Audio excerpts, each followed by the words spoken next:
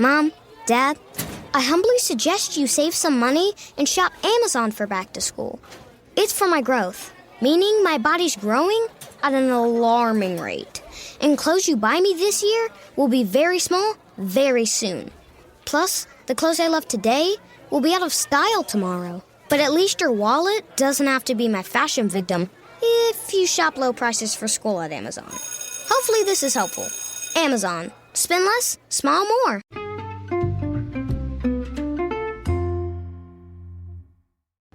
Hi, everybody, and welcome to the Dr. Psych Mom Show. Today I'm going to talk about when your parent cheats on your other parent, or honestly, if a parent cheats on a step-parent or a boyfriend or girlfriend, or just basically when you see a parent cheating as a kid. How does that impact you when you get older and you start having your own relationships?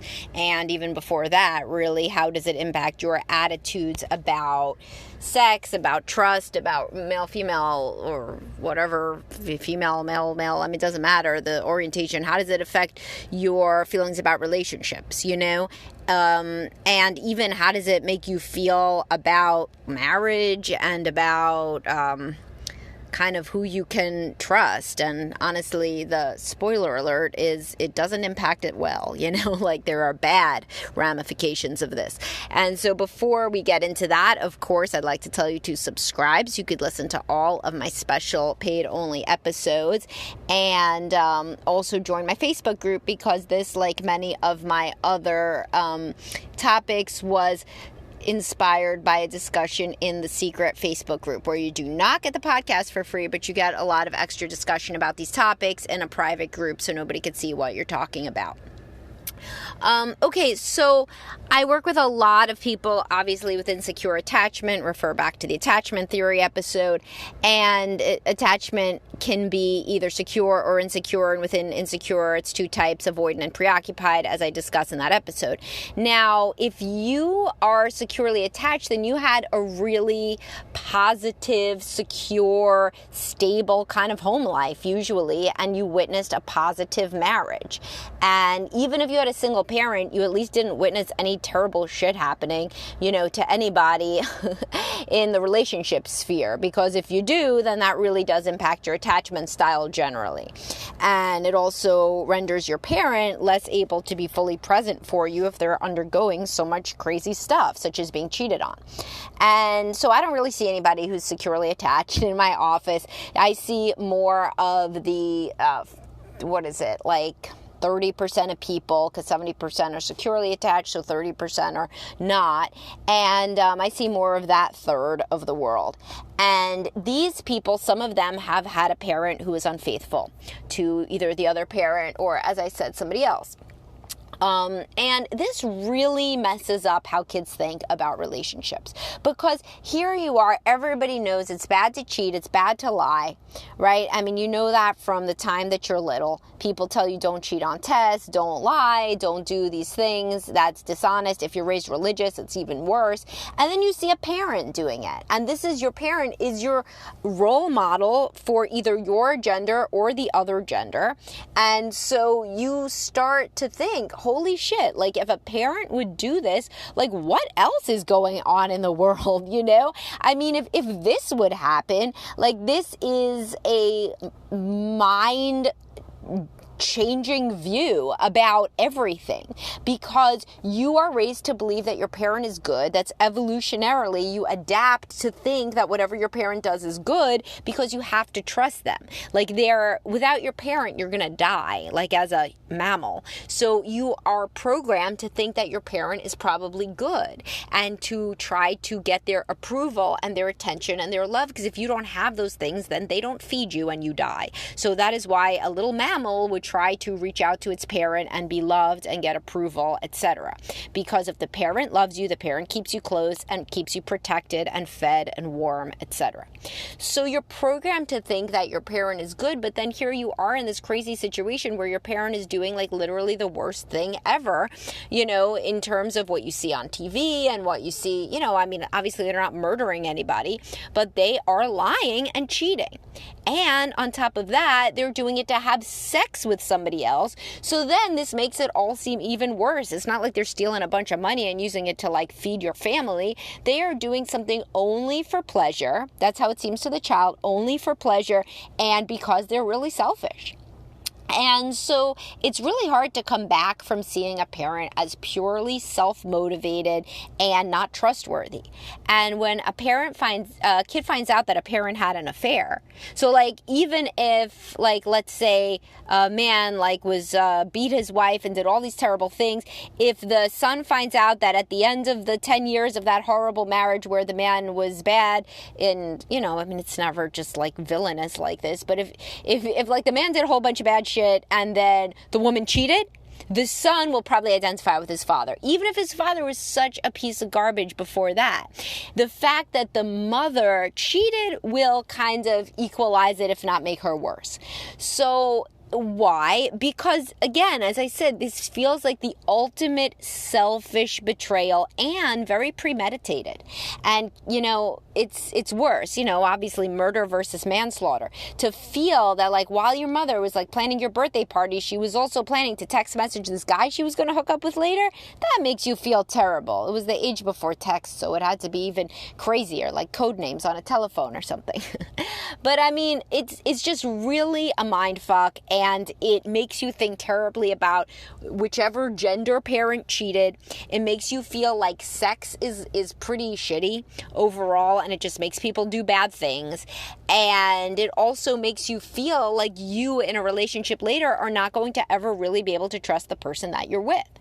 And now, if you understand about imago theory from other things that I've talked about in podcasts, like about talking about why people pick people that are bad for them. So when you've had a parent that cheats, later on, you're likely to find yourself more attracted to people that will cheat. And these are more avoidant people frequently, avoidantly attached people that find intimacy difficult and are more prone to look elsewhere. So guys that, for example, had a mother who cheated will think that lots of women cheat anyway, which isn't true, by the way. Those rates are very low. They're like something like 13% for women, 20-something% for men, and less really for college-educated women. I mean, there's all sorts of statistics, but pretty much it's low. Like 80 to 90% of people never cheat, and that's men and women. So the point here is, though, that if you grow up with a parent who cheats, you think everybody cheats because that's what you saw growing up. So you're probably going to be drawn to a partner who's likely to cheat. And if you say, well, how could I know that they were going to cheat? It's so interesting because frequently they cheated. It's like the craziest thing. Like when people go back, they'll be like, yeah, like my wife, screwed around and whatever. What was your early relationship like? Well, I never really trusted her. She had this ex-boyfriend she would talk to, and she would go out at night and not really tell me where she was going. And I caught her in a couple of lies, but I never thought that once we were married, she would cheat. Yeah, you kind of did on like a subconscious level, because like that is what she was doing probably, and you recognize this behavior and you almost assume everybody's going to do it anyway, so it's like not even something to break up with somebody for necessarily. Now, when women see fathers who cheat, frequently they end up with a lot of body image issues, especially if the father was cheating with somebody who was sexier, younger, etc. If he was with strippers, hookers, I mean, there's like a lot of stories, people have. So the woman may always feel that her mother got screwed over because she wasn't young, pretty, etc. And she'll feel terrible for her mother and hate her father. But then she herself will vow never to be like her mother and to be more of like a sexy, attractive woman and to stay thin and to stay young looking, etc., etc. This could give a lot of body image issues and a lot of deep-seated insecurity about how to be a female in the world, And so women who see a father cheating, they will have a lot of deep insecurity, because when they think of a man, it isn't somebody who's going to be trustworthy and loyal and take care of them. It's somebody where if the man loses interest, he's going to hurt them and step out on them and humiliate them. And this is really hard. So these kinds of women will assume that all men are going to cheat. So again, it's just like my prior example. They're setting themselves up for failure basically by like assuming that everybody's going to cheat. So they either ignore red flags or their insecurity in both cases, both genders, their insecurity and their constant surveillance will actually drive somebody away.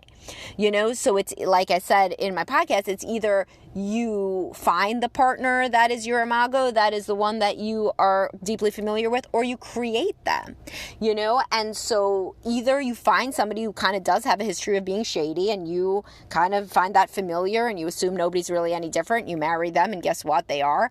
Or you find somebody who is not in fact cheating, but because of your own history, you assume that they always could be. You're constantly checking up on them. You're constantly being insecure. You're asking them a million questions. You're going through their phone. And either they end up leaving, cheating, because fuck, might as well, like you're acting like they're doing it anyhow. Or they will just be an unhappy conflictual relationship that, eventually either ends or doesn't, but is unhappy no matter what. And of course, children pick up on this, which is how that trauma gets passed down to yet another generation of children who feel that marriage is not good, that people cannot trust each other, that people are always fighting, that marriages are chaotic, difficult, contentious, suspicious, and so forth. So if you find that this description resonates with you because you in fact had a parent who was unfaithful, and by the way, there's lots of ways to be unfaithful. So you may not, for example, like there are men that remember a father always flirting with women in front of them and like winking or acting like this was somehow cool, and they don't know what the father actually did or didn't do, but they learn from the father that this is a way to be powerful, that this is what it means to be a man, is to flirt with other women when your wife isn't looking, and that this is something to bond over. So whether or not that father in that situation was actually unfaithful, slept with another woman or not, he's teaching his son that this is a way to be a man, is to basically lie implicitly because he's doing something in front of the son that he wouldn't do if the mother was standing right there. So flirting with other women. And so it's real hard to learn a way of masculinity, or there's women that do it too, that flirt with men when they're out, and even though they're not actively cheating, the female children learn this is what it is to be a woman, is you're trying to get as many men. When you go outside, you're trying to get as much male attention as possible. So as you may guess, a lot of infidelity concords with traits of narcissism and borderline personality. These are the more dramatic personality disorders, and people who require constant streams of attention in this way frequently have traits of borderline or narcissistic personality disorder. And if that resonates with you vis-a-vis your parents, and there's many good books to read that could really help you understand your experience better, such as the book Children of the Self-Absorbed is a good one. And so what I'm trying to summarize here is that the way that your parent engages in the world with sex, with honesty, with relationships, with marriage, this deeply shapes who you are, what you look for, and really what you expect to get out of relationships. It is so hard to trust somebody if you've learned at home that people are not trustworthy, because your parent should be the most trustworthy person to you. And if they, in fact, turn out to have been living a double life, it is extremely difficult then to one day open up to the opposite sex, or the same sex if that's how you're, if that's who you're with, or really to even a best friend. Quite honestly, it's hard to open up and trust anyone if you have learned at home that a parent isn't trustworthy. So therapy can obviously really help you to process and to deal with the anger and resentment, even if you are at a stage where you're like, yeah, whatever, it's my parent, it was their life, they fucked it up, whatever. There are very few people that do not have resentment and anger at some level toward a parent for bringing in drama and chaos into the home with this sort of behavior. And there's, by the way, plenty of parents who are both cheating. And whether the kid knows that or not, they have felt the chaos, the accusations, the jealousy, and this is extremely extremely stressful for a child. I've talked about how marital fighting is really toxic for children and releases so much cortisol in their blood and wires them to be hypervigilant and distrustful. This is compounded by a million. There are so many stories that I've heard of parents taking the children in the car to go conduct surveillance on the other parent and frequently bring them in to confront an affair partner. This stuff sticks with you. This doesn't just go away. Like, if you are ever in this sort of situation where one parent was trying to have you ally with them or do their dirty work or spy or whatever, then your relationship with the other parent was poisoned. And I mean, it's really a situation where it is hard to grow up in any sort of healthy emotional way vis-a-vis relationships, right? Because you are in a constant maelstrom of stress and suspicion and drama. So, and by the way, I'm not saying, and by saying about the narcissistic or borderline traits or anything, I'm not saying that anybody's parents are bad. I'm not saying that anybody's got to stop talking to their parents if this happened or anything. Everybody's behavior is understandable within their context. Like somebody who's a man who cheated on his wife and still kept bringing home a paycheck and was pretty nice to his kid is probably doing a lot better than his own childhood was, where maybe he got the shit beat out of him, right? So most people try to do better than what they were raised at, and if they still fuck up, then it's like an individual decision of like how you want to think about your parent and your relationship with them moving forward. And obviously therapy can help with that. And I'm not saying that it is like a bad thing that a person has an affair. It's a bad thing, but I'm not saying they're a bad human being that doesn't deserve any sort of empathy or grace. And it's certainly, by the way, easier to give a parent this if they ever talk about what happened and apologize for the turmoil that it sent the family into.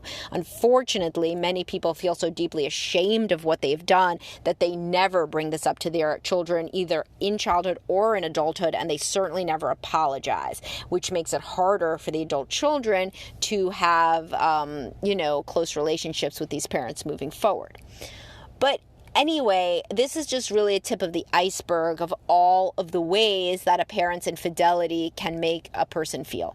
So it can make you feel like you don't trust anybody, like your own femininity or masculinity is in question and can only be this certain way that you're learning how to act from a parent. You also learn to cut yourself off from your emotions because there's just too much drama in the house. It's just swarming around you all the time. So you just kind of go away in your own head and dissociate from it. And it's really hard when you've learned dissociation as a coping tactic as a child to then just open up and easily emotionally attach to other people. No, you've learned how to cut yourself off. So you know how to do that at a moment's notice, and you may do it way, way more than you want to.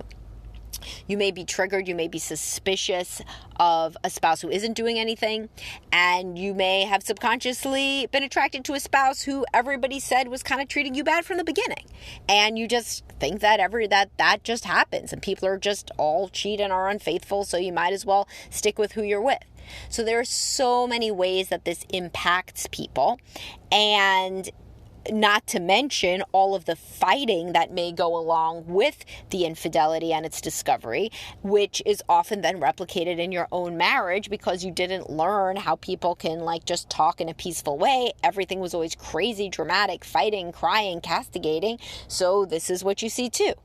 And there's not always, but there's often substance abuse that goes along with infidelity, and people who are impulsive in one realm and addicted in one realm can be impulsive and addicted in another realm.